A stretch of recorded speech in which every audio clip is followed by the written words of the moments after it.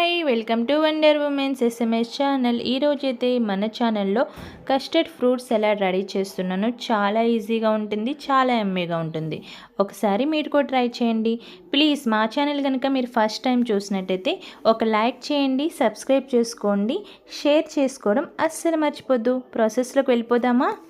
నేనైతే ముందుని పాలను ఒక గిన్నెలో ఒక 1/2 లీటర్ పాలు తీసుకున్నాను. ఆ పాలని ఇలా గిన్నెలో పెట్టుకుని స్టవ్ వెలిగించుకున్నానండి. ఇది ఒక పొంగు వచ్చేంత వరకు దీన్ని మనం మరిగించుకోవాలన్నమాట. వచ్చేంత వరకు మనం ఇలా తిప్పుకుంటూ ఉండాలి, మీగడ కట్టుకోకుండా. ఇలా పొంగొచ్చాలి.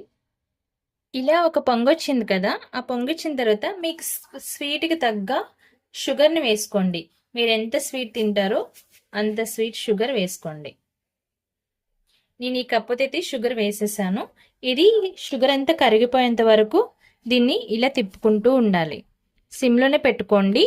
అలాగే ఇక్కడ మనకి సైడ్స్ కనిపిస్తున్నాయి కదా, ఇలా తీసుకుంటూ మనం కలుపుకోవాలి. ఈ షుగర్ మొత్తం మనకి కరిగిపోయేంత వరకు. కస్టర్డ్ పౌడర్ని నేను సరిపడా తీసుకుని కొంచెం దానిలో పాలే కలుపుని ఇలా లిక్విడ్లా చేసుకున్నాను.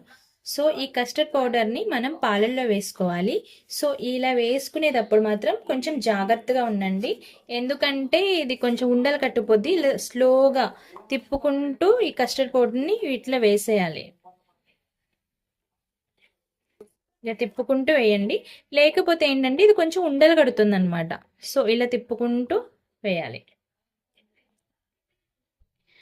ఓన్లీ ఒక పొంగు వచ్చిన తర్వాత మనం ఈ కస్టర్డ్ పౌడర్ని వేసుకున్న తర్వాత వెంటనే దించేయకుండా ఒక 2 మినిట్స్ 5 మినిట్స్ మనం ఇలా కలుపుకోవాలి. బాగా చిక్కపడకూడదు, అలానే బాగా పలుచుకునకూడదు. ఇలా మనకు ఒక పొంగు వచ్చి కస్టర్డ్ పౌడర్ కలుపుకున్న వెంటనే ఒక 2 మినిట్స్ 3 మినిట్స్ ఉంచేసి దించేసుకుంటే మనకి ఏంటంటే ఇది చల్లారే కొద్దీ కొంచెం గట్టి పడుతుంది అనమాట. సో ఇదైతే నేను కస్టర్డ్ పౌడర్ వేసి ఒక 3 మినిట్స్ అవుతుంది. ఈ స్టేజ్లో అయితే నేను ఇప్పుడు దింపేస్తున్నా. ఇప్పుడైతే ఈ స్టేజ్లో ఉన్నప్పుడైతే మనం స్టవ్ని ఆఫ్ చేసేసుకోవడమే. ఎక్కువ మనం ఏంటంటే ఇవ్వడు, ఇది నాకు లైట్ చిక్కగా వచ్చింది. ఇంకా చల్లారితే ఇంకా చిక్కబడుతుంది అనమాట. సో ఈ స్టేజ్లో ఉన్నప్పుడు మనం స్టవ్ ఆఫ్ చేసుకోవడమే. ఈ కస్టర్డ్ పౌడర్ వెనిలా ఫ్లేవర్ తీసుకున్నాను. ఇంకా ఫ్లేవర్స్ ఉంటే మీ ఇష్టమైనది తీసుకోండి. సో నేను ముందుగా ప్రిపేర్ చేసుకుని ఇది ఫ్రిడ్జ్లో పెట్టుకున్నాను. చల్లగా తింటే చాలా బాగుంటుంది. మీకు ఇష్టమైన ఫ్రూట్స్ వేసుకోండి. మీకు ఇంట్లో ఉన్న అవైలబుల్గా ఉన్న ఫ్రూట్స్ తీసుకోండి. నా దగ్గర అయితే యాపిల్ అండ్ అరటిపండు 2 మాత్రమే అవైలబుల్గా ఉన్నాయి కాబట్టి నేను ఇవే వేసుకుంటున్నాను అనమాట.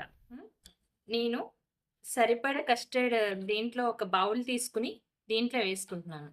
వేసుకున్న ఫ్రూట్స్ వేసుకోవడమే. అరటిపండు, అలానే యాపిల్స్ మొత్తం అంతా ఇలా కలుపుకొని